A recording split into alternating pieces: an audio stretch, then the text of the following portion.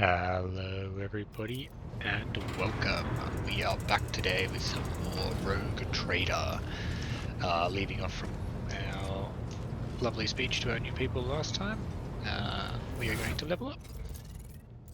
So I did do a tiny bit of looking in the background. And now I can't remember anything that I picked up. Voice of command is good. They're all pretty good, but I think this one's good because it allows me to increases the range of all my abilities. It's super important, so I can be sitting somewhere out of the way, kind of, maybe sniping or something. I don't know. I'll figure it out. Well, I can still talk to these people. Our ballistic skill would be nice because mine is actually not. It's actually not bad. 45 is actually pretty good. Don't really need weapon skill. Don't really need toughness. Ballistic skill, willpower will probably be okay.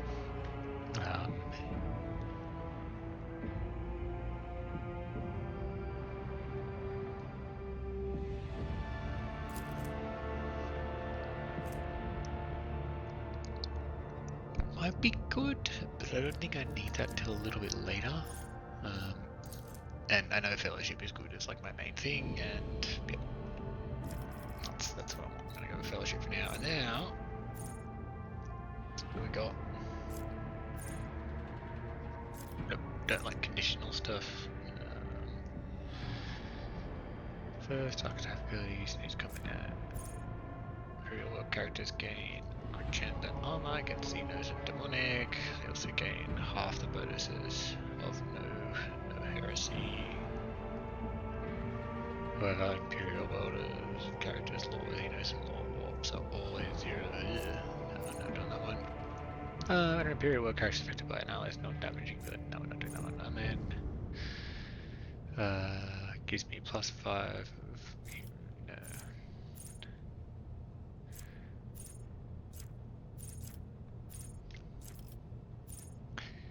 of you do something.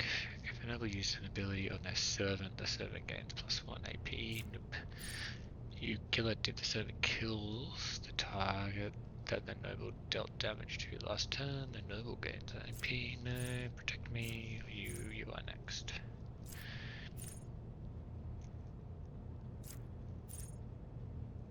It's an ability on their servant. The servant gains +1 AP next turn. I don't think I have that many abilities at the moment. So I do know that like the different colored things are different. Do different things anyway. +2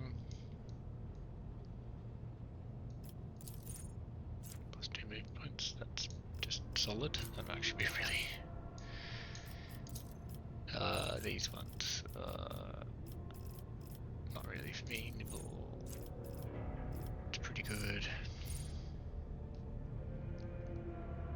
Not bad, but not great. Don't need any of that stuff. Don't need any stuff at the moment. Dueling Master.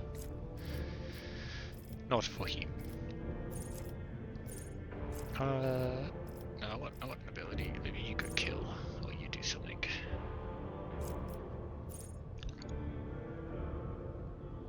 Use an ability on their servant. We gotta get strong together. I don't care about that much. So increase by no, don't really care about that. And then don't really care about that too much. Yeah, it would really be something from this piece here. Got the noble and the servant are adjacent to each other at the start of the noble's turn. They both gain temporary wounds. No, because it's highly unlikely to happen. If the servant kills the target, then the noble dealt damage to last turn. The noble gains +1 AP. Servant gets 2 movement points every turn. That one, I want that one. Because I'm mostly going to be trying to using it on Abelard. And him having greater movement would be very, very important. Doki. I like thick skin because it gains 1 damage deflection, and their parry chance is increased by 25% of the warrior's total armor, so that'll just get better and better and better as we continue to play.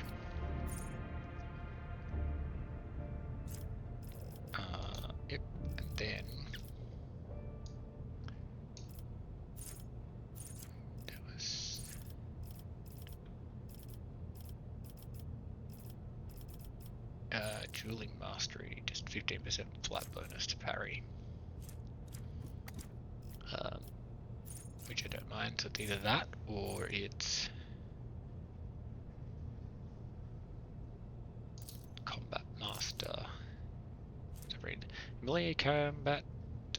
In melee combat, any target surrounded by more allies than enemies receive a +10 weapon bonus for each ally. Additional ally large creatures need to be surrounded by more than 2 enemies to provide this advantage to attackers. Okay, not as good as not quite what I thought it was going to be. That's fine. Radius around the Navy officer. Well, the can use get off me. What really wants per round, and the target of that melee attack.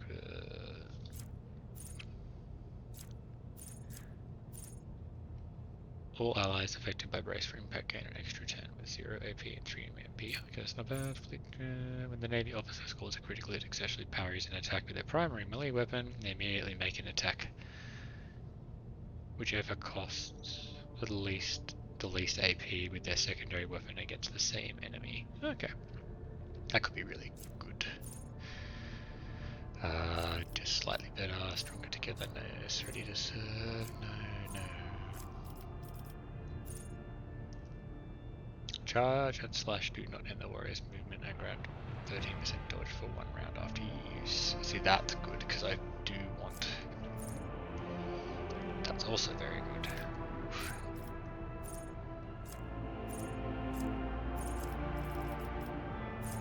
Art Scars is good. Crowd kill, air attack, deal an additional 3+3 damage to each enemy in the area of effect. Not too bad. I see there's a lot of stuff here. I think I'm going to go Epicenter of Rage. Whenever the warrior is attacked, they gain 1 stack of Epicenter of Slaughter, until the end of combat. At the start of their turn, the warrior gains +1 temporary wounds for each stack. The temporary wounds cannot exceed 6, so I can get 6 temporary hit points. But that will change based on me leveling up, so that's currently 6 based off my toughness. So to get to 7, it actually take a little while. There's a Rage, easy target. Desolation, and then Contempt. Whenever an enemy attacks the warrior's next melee attack against that enemy deals an additional 6 damage. Does not stack, but it can be reactivated after another attack made by either the same enemy or a different one. So basically, I can just hit back much harder, and that does scale off toughness. So that will again go up as well as we level up. Same as thick skin, which is pretty good. And I was going to go with Contempt, but I just... That one down here of rigorous training, being able to slash and then move could be very handy, so I'm going to do that one, and then it's either weapon skill or toughness.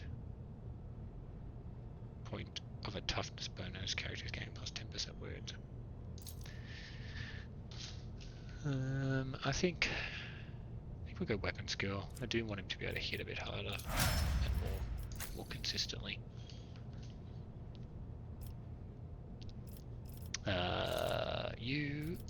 She's got dismantling attack.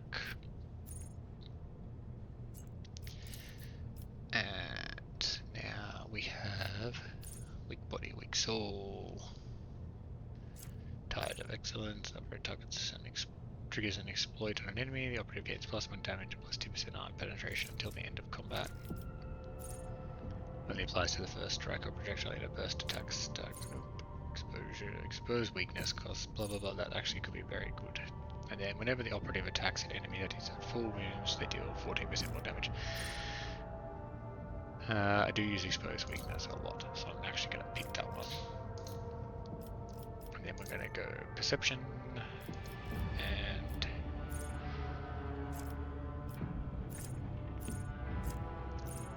Psyche uses divination. Psychic powers on an ally, and the first dodge attempt of every enemy in the combat suffers no flawless plan. I don't mind this giving them extra 2 AP because that means I can attack again. So every 9th successful dodge or parry by the Psyker and their allies combined. So having Adelaide up front getting attacked, 3 to 4 times, 5 times in a turn is, possibly 5 already. Dodges and parries. A little bit situational. Allies under the effect of at least one psychic power. Like if I'm fighting a boss or something, that's going to take ages to back up. But allies under the effect of at least one psychic power apply the psychic 7% armor, and then every combat, the Psyker's allies gain a 50% critical hit chance. The first critical hit removes this effect, so it can start at Big Bang. Don't mind that. Every 6 use of psychic powers by the cycle, enemies gain a stack. So if I use 6, I gain 1. So if I use 12, it's minus 10, minus, and all characteristics is good because that's freaking everything. But I would like to confirm, especially that Navigator, so they allow us to reach into the wolf and use them as blah blah blah blah blah. Leveling up instead of archetype build, and some of them can be considered attacks. The main difference with normal abilities is that you can only be taken by a Psyker, are separated into unique disciplines, and using them will degrade the veil between world and reality. The worse the degradation, the higher the chance psychic powers will trigger psychic phenomenon, perils of the wall, blah blah blah blah blah.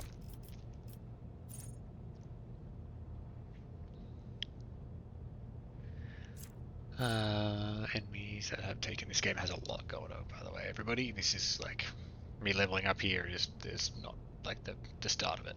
It's just gonna keep going from here. Enemies that have taken damage from the Psyker at least once suffer a minus 20 to all resistance tests until the end of combat, which is good for bosses and stuff like that. Predicted downfall, flawless plan. I don't mind that. But I'll have to see, I don't know. It's hard to get that because I don't have all of the psychic powers yet. I could try doing offensive.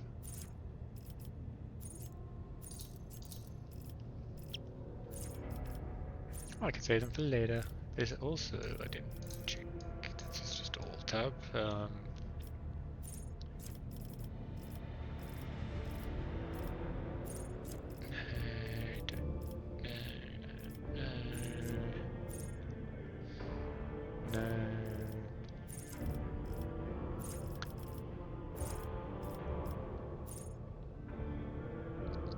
Oh, alright, perils of mushroom traces, no.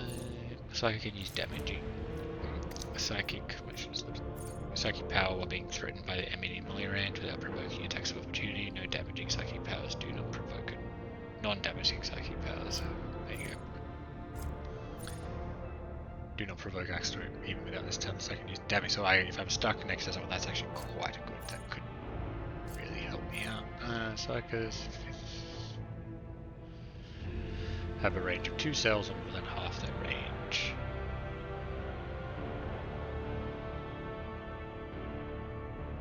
Or more.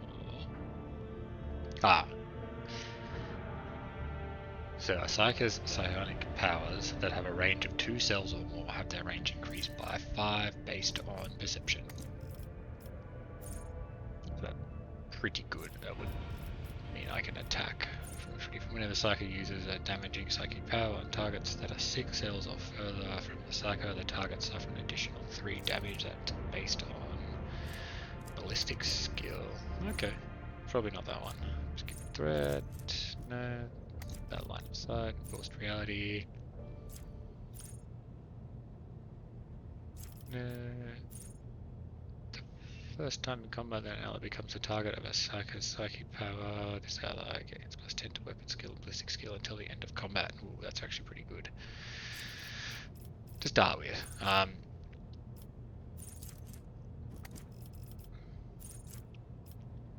Don't mind Vine Thief. Don't mind Pain Jet. Like all these ones are quite good.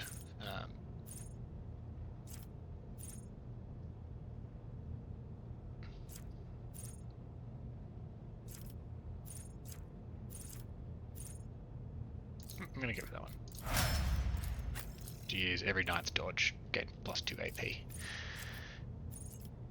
Firearm mastery, available talents, available characteristics, available talent. So talent, characteristic, talent. Rapid reload is too good, so I get a reload for free. There's also critical hit chance and Deals damage to 3 different enemies. They gain 18% more damage for their next attack in the current combat. I want rapid reload. That's really, really handy. I'm going to go ballistic skills because she's shooty, good. And if you noticed before I did the ballistic skills, this was only 18 or something. Now it's 20.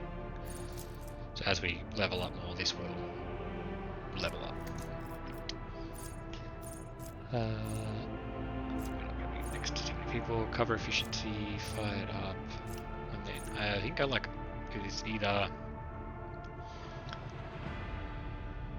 soldier gains plus 8% critical hit chance. This bonus is doubled against enemies from which the soldier is protected by cover. So if I'm behind cover, like in the right direction, or the soldier's demolition, it's used demolition instead of intelligence, is used to determine additional attack damage with ranged damage attacks.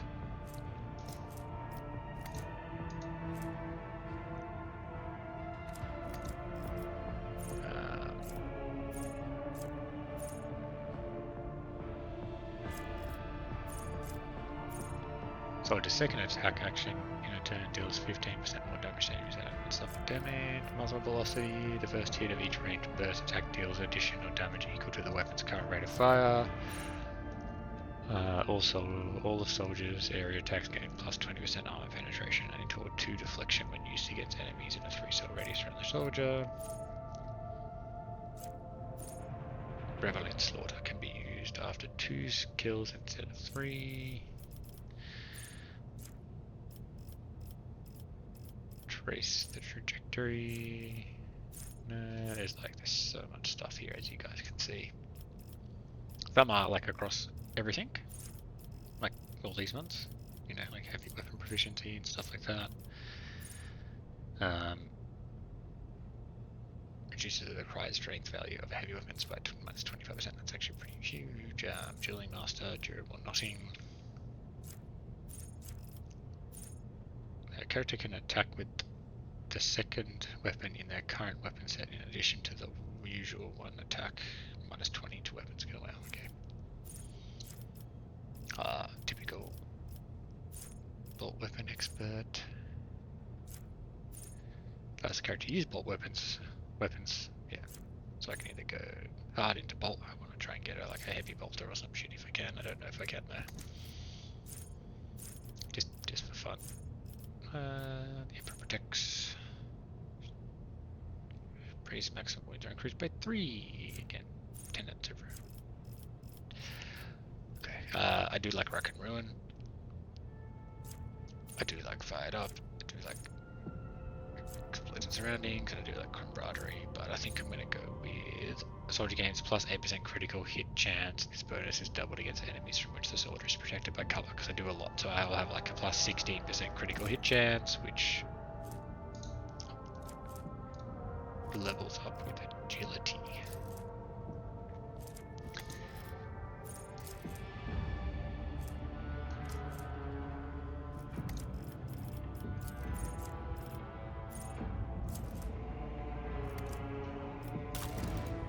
Yeah, that's fine. Agility 50. Okay, she's got good agility, so what did I do? Rapid reload, and then I do ballistic skill, and then I'm pretty good because I will be leveling up. But if I'm in cover, it'll be plus 16% chance to critical hit. So that's pretty cool. I like that. Dodge is pretty good. Dodge reaction. Solve. How effective and for how long characters can fight in a battle, it determines the amount of momentum gained at the beginning of each turn or after that you do.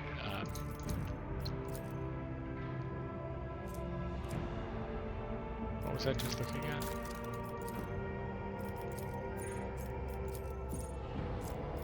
A critical hit chance.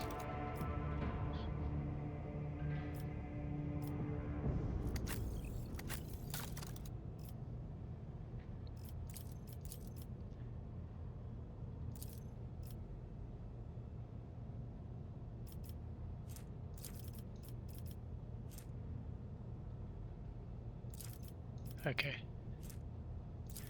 These are active abilities, apparently.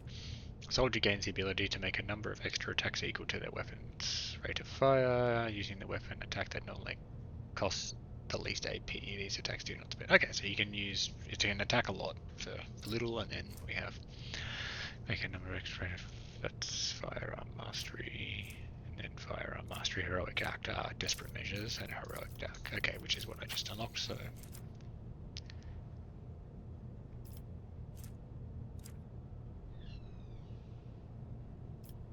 I have 1, 2, 1 and 2.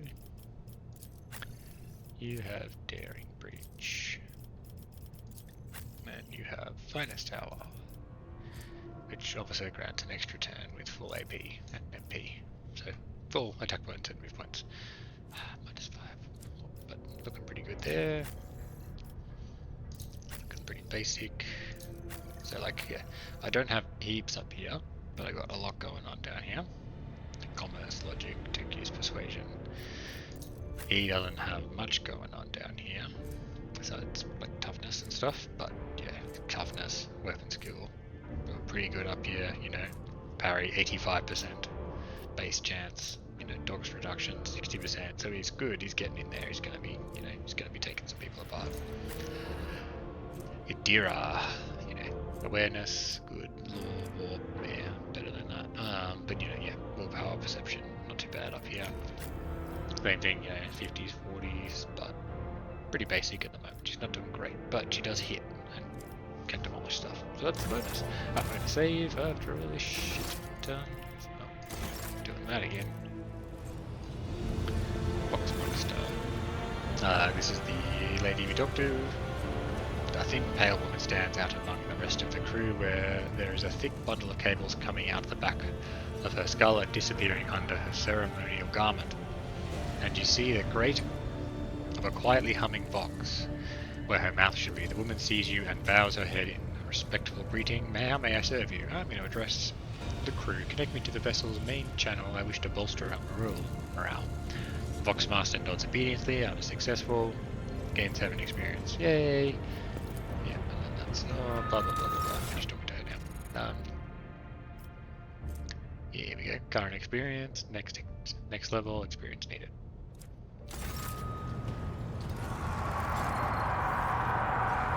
So I can talk to all of these people. Let's talk to the Master Helmsman. Who's he going to be like? Let's go. Yeah, boy, but okay. Nothing particularly interesting. Rogue trader. Looks tired. Her hair is somewhat disheveled and she moves like she's a bit on edge. I'm not going to go through all these conversation things, but I'm going to ask her what are their personal requests. I indeed have a request, Rogue Trader. The accursed servants of Chaos who assaulted this ship took the lives of your loyal crew members, and they orphaned many children, including the progeny of the brave officers who defended their posts until the bitter end. I don't know what customary practices there are for cases like this in Von Valancia's territory, but in the world I'm familiar with, the children of such brave souls could expect to receive some special consideration. Perhaps the Rogue Trader could meet with the orphans?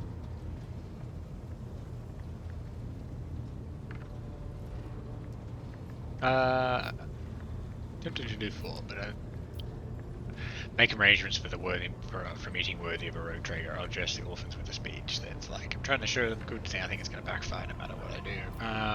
But I think I'm going to go this one. I'll meet them with no formalities. I will pass on your instructions. Oh. Seneschal Abelard Wassarian is one of the closest associates of the late Theodora von Valencia. He has spent a decade serving the Rogue Traders Protectorate, and he clearly intends to spend another decade keeping a close eye on every negligent servant or undertrained officer. The elderly Seneschal does not show it, but the death of Theodora, whom he faithfully served for many years, shocked him. Abelard is willing to do anything to ensure that Theodora's successor becomes a brilliant rogue trader worthy of his predecessor.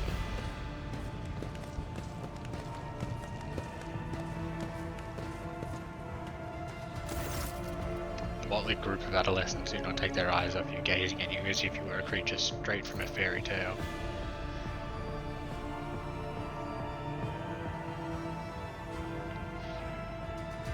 Our indefatigable sister has been keeping an eye on these pups. Nobilite glances at the gathered children. It is hardly the schola progenium, division of the ecclesiarchy responsible for upbringing, education, and training of orphans. Of those officers and nobles who have died in the service in here, but we have provided the orphans on our ship with adequate care and instruction. Argenta is standing to the side of the group. At your approach, she perks up and announces, her voice ringing, "Brave ones, the master of this ship has appeared before you. The one who will guide it through the darkness of the universe by the Empress will greet your Lord Captain, the rogue trader of House Valencia. Von Valencia." You notice Infernus Master Heinrich Motten standing a few paces away from the orphans. He watches you with approval and bows respectfully when you meet his gaze. Infernus Master, do you serve as a teacher? Grandly address the group, smile at the group, address their chaperons, give them treats, and escort them to their homes. I believe a minute of beholding of the Lord Captain is a great enough treat for them. Infernus Master, do you serve as a teacher in your spare time? Not at all, your lordship. I'm just looking out for them. It's the Infernus way to help folks in trouble. It's our job after all, so we chip in rations here and there and make sure nobody gives them a hard time. We take the older ones into the clan's care if they want. Many in the guild are not our family by blood, but by circumstances.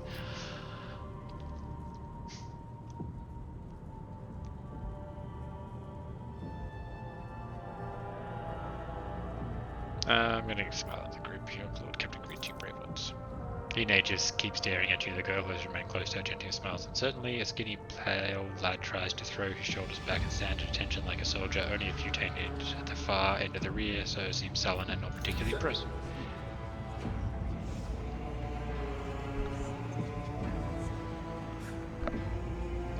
You okay? Yeah. One of the scowling visitors with a thin scar across his face tosses his head back and says visually, "So what? Why should we care? Our friends and parents died in their dozens for you, noble lot, and you just gave us speeches." Argenta quickly turns to the boy. A flurry of emotion flashes in her dark eyes, like she wants to both calm him and scold him for his impudence. We can address the chaperone. Their comport mentally is much to be desired. I hope that will be molded into worthy. Address the chaperones, punish the troublemaker, but put the rest back in the bay. As master, since you are so concerned about the orphans, and they are henceforth your clan, it falls you to teach them. If you have something to say, say it without fear. I will listen. Yeah.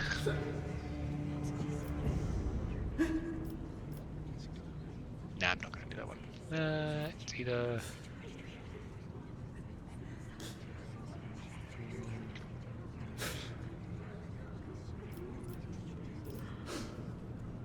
I'm gonna... You know, forget and see what you gotta say, boys. It doesn't matter what we say, it won't bring our parents back, and it won't change our fates either. We'll keep slaving away on this ship until we drop and die like our folks, or worse.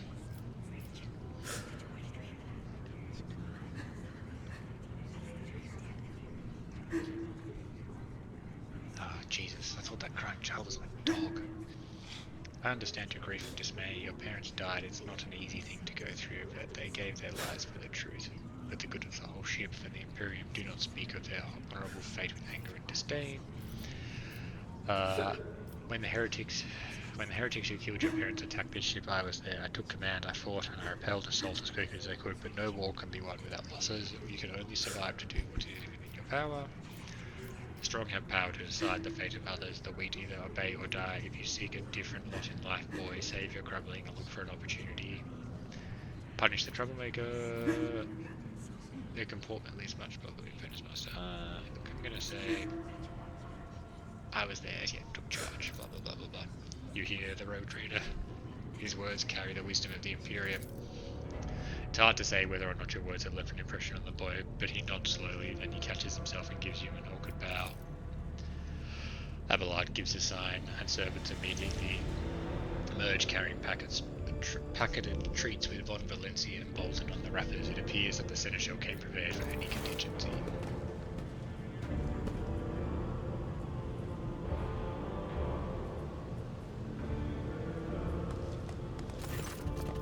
Argenta rubs her temple passively. She smiles and offers a few more words of encouragement, then leaves the body.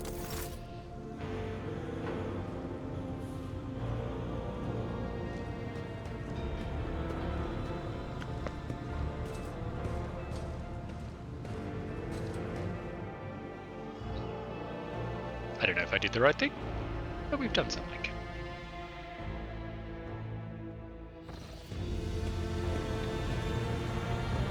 Back of the hill. What does he say? What do we got? Here we go. Joshua Senberg, High Factora, Thunderfang, Koronus Expanse, Boxmaster, Heinrich Montag.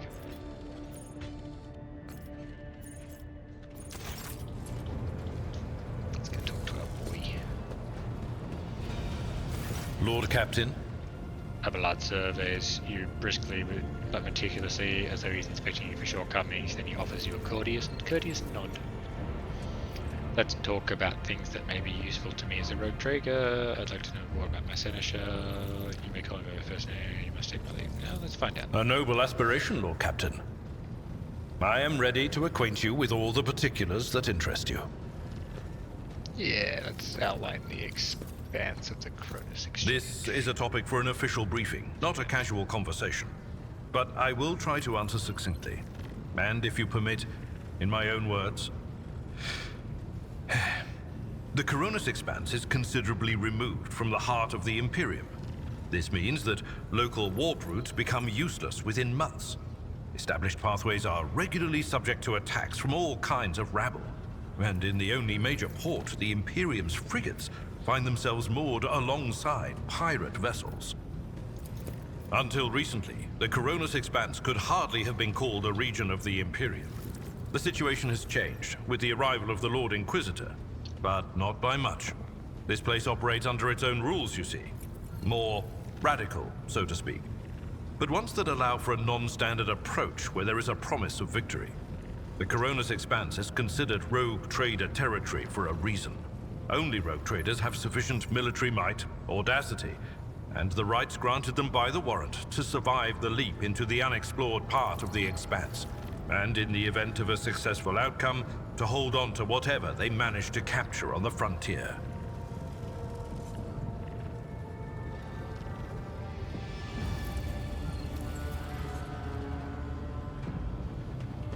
Interesting. Who are the main players? We already found out. As you wish, Lord Captain. Indira wanted to speak to me or some shit, I think.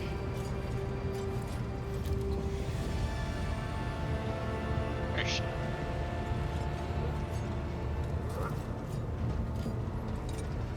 Nope.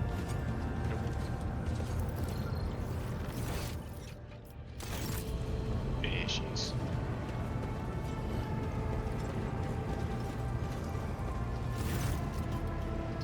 The tall, middle-aged woman stares straight ahead, her eyes vacant as she rubs the implant at her temple.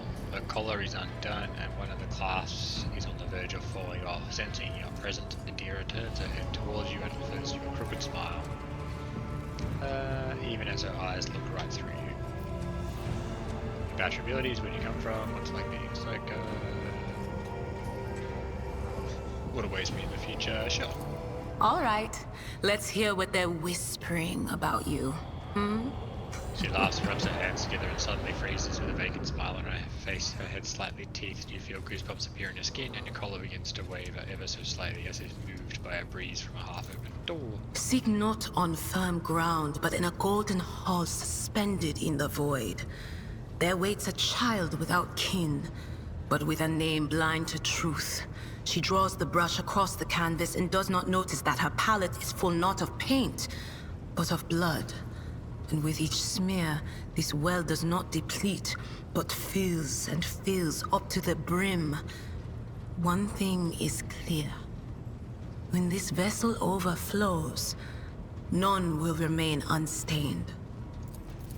Among the blind men and false prophets, a red-robed sage seeks the answer to a question. He does not know that it is not the answer he must seek, but the question that will draw everything into focus. Will you help him, Rogue Trader? But mark that sometimes ignorance is sweeter than oblivion. A chained hound chases after glimmers of the aurora, but sparks in the scent of oil confound his nose. A chain trails after him. What will happen if you pick it up? Will you become his master, or merely another beast in the pack of his true lord? The glow of dawn bursts forth from its prison. Dungeon walls cannot contain the dark essence wallowing in the dust. A naive cub pushes his nose into a familiar hand, one that holds death in twisted glass. Cherish it or cast it off as a burden. The sword of change has already been raised. What is one more life to it? I'm sorry, Lord Captain. The voices are going wild. I can't make out a thing. I'll try to rein them in, somehow. But for now... Now we leave. Of course. There's big ass bolts. They seem too small. Okay. I'm sure we could talk to everybody here, but honestly,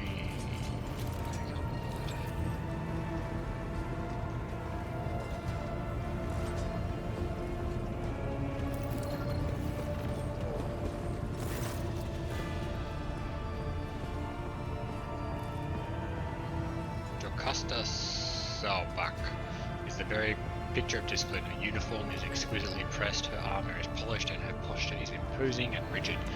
The only flaw in her immaculate appearance is the heavy enforcer's maul, which is worn and battered from frequent use. She salutes you with appraised emotion.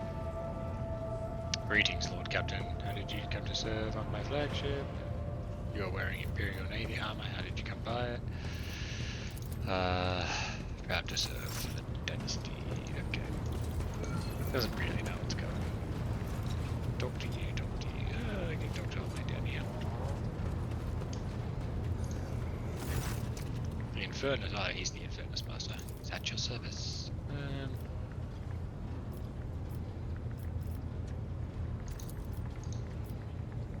Never let your fire go out, Captain. Something next. Last helms and we talk to. Talk to them a little bit. Talk to them.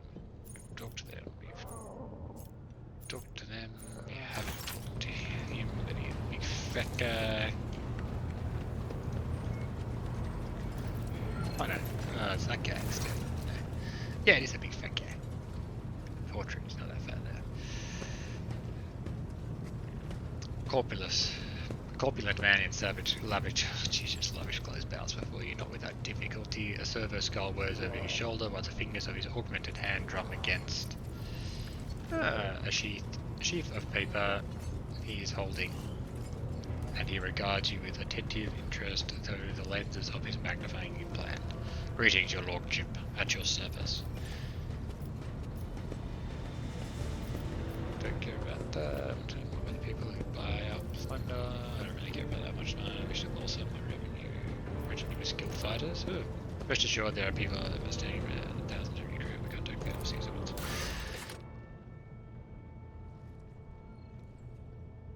Ah, I didn't realize you could. Ah, there you go. I didn't realize you could do that. Not that I've ever been this far in the game, but there you go. Good to know. It's easy to talk to people using it.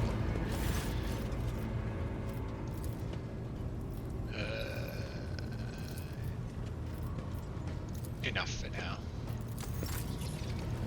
So this is the Koronus Expanse map.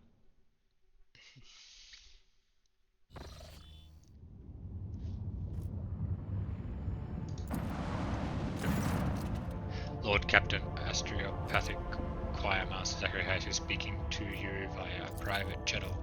Greetings, your lordship. I can report that the choir is listening tirelessly to the immaterial. in an alternate dimension, that's the warp. In the hope of picking up voices from the Dynasty's ships or worlds, however, we have heard something horrifying instead. Amid the Immaterium's tumult, something is screaming. This scream is driving our choir mad. Until it stops, we have no hope of contacting anybody from the Dynasty. Dynasty's worlds. It is coming from the Rykat Systems Athropathic Station.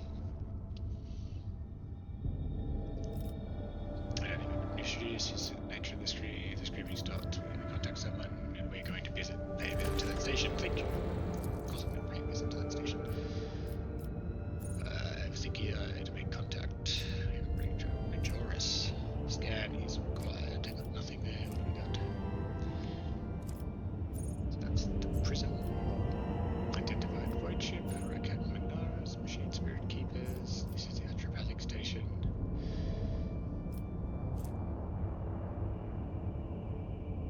Prison planetoid. So I can visit the planet.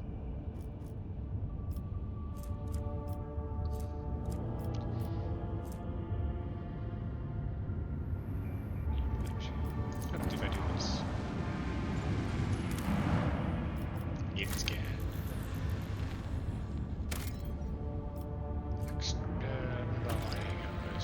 Okay. To the world of the Expanse, the dead world. The Surf clan assigned to it will devote itself to the maintenance of the sacred mechanism and the extraction of resources. Small industrial complex can be deployed on practically any world, however. Inhospitable. Okay, so we can like fire something down there, basically.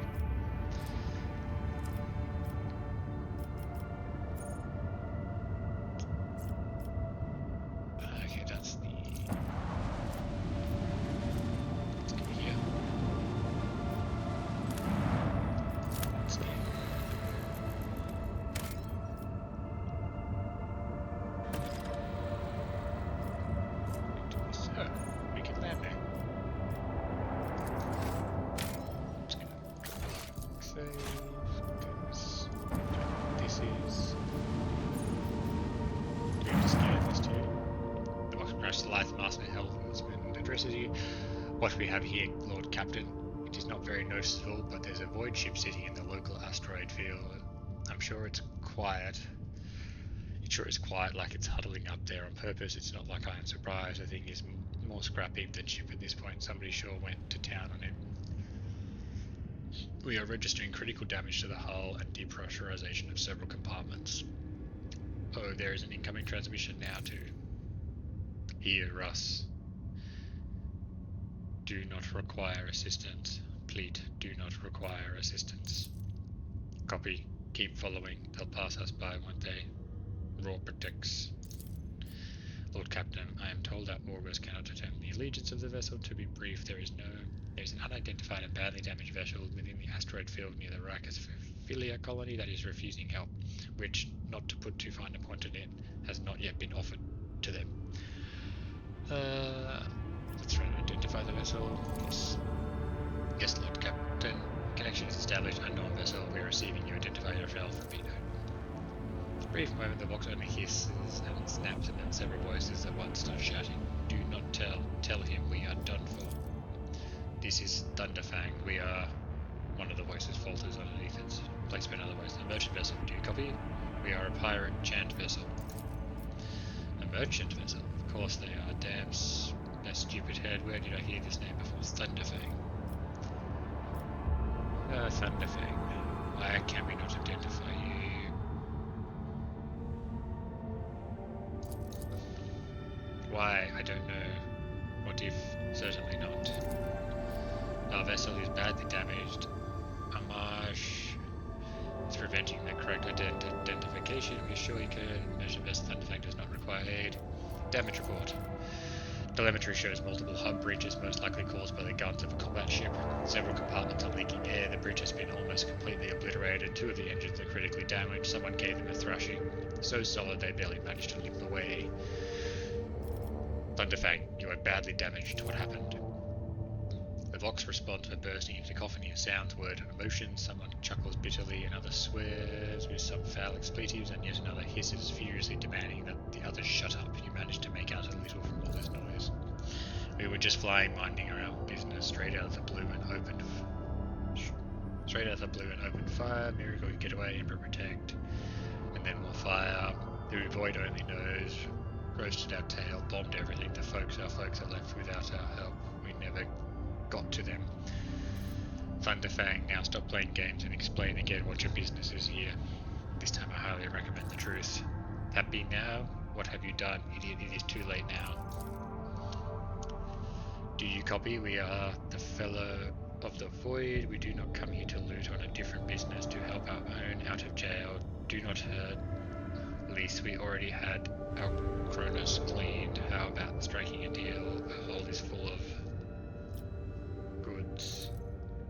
In case you are unaware, Log captured the Fellowship of the Void is a disorderly assembly of several dozen pirate factions in the Koronus Expanse. They consider themselves above regular heretics solely because they sometimes have Vox conversations with whom they are about to board. Were it up to me, I would make them eat a salvo from a macro cannon to shake the scum loose from the decks. They certainly deserve it.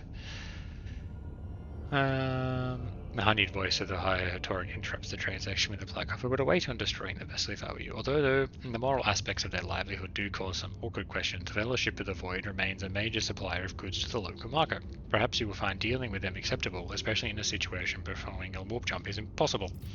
Prepare for commercial exchange.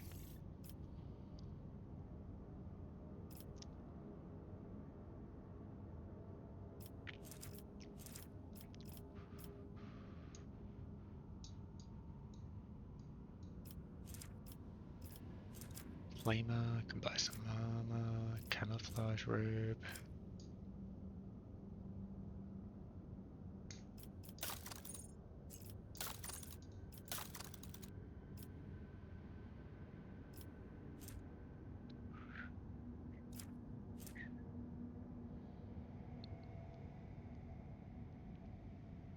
Dragging pieces of loot to remove it from your loot crew. It will be packaged into a suitable cargo.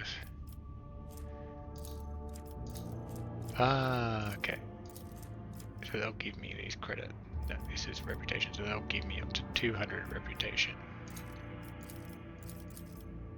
Provisions. Ah, okay. So I can only sell them once I get up to this percentage. Ah, it tells me what they're worth, right? So, armor kit.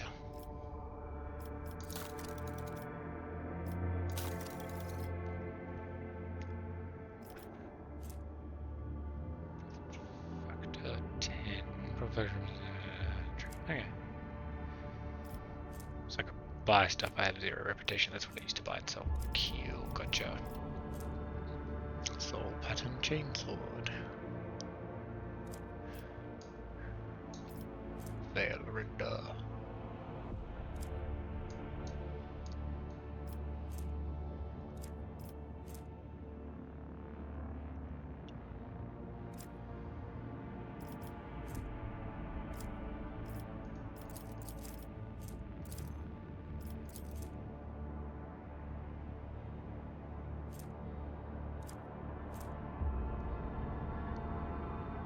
Unless the character uses Adeptus Astartes, must not have feats.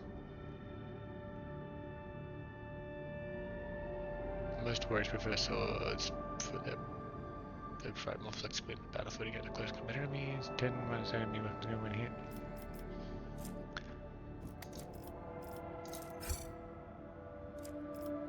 Mars pattern axe. Sword, chain sword, power maul. Crappy auto gun. And now I don't know what to do here.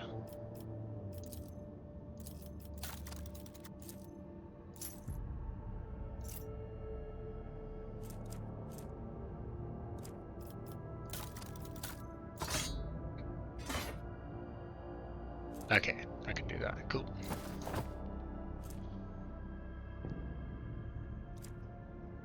I don't think I'll buy anything. Actually, I just want to sell.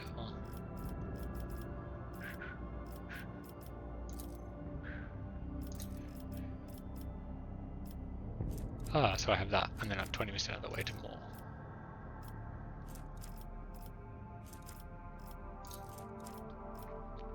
So a batch for 100, and then 100. Profit factor representing the relative value of the rogue trader's warranted trade and what opportunities and resources can be called on. It's a measure of the rogue trader's wealth and power, the great value of the income trader reserve, the profit factors. Okay, so I have 10 profit factor, and this costs 8 profit factor. Not gonna do anything at the moment.